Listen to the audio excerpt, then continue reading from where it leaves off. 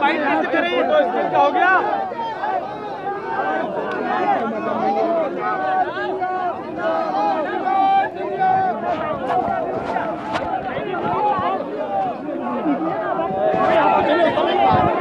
आराम से साइड में हो जा, टोचन ले लेना। जा जा जा साइड में।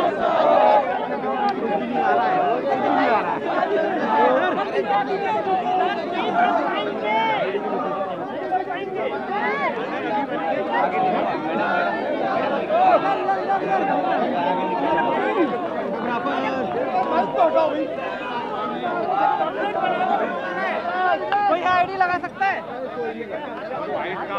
इस वक्त हम कांग्रेस दफ्तर में मौजूद हैं और यहाँ पर जो है चारों तरफ जश्न का माहौल है।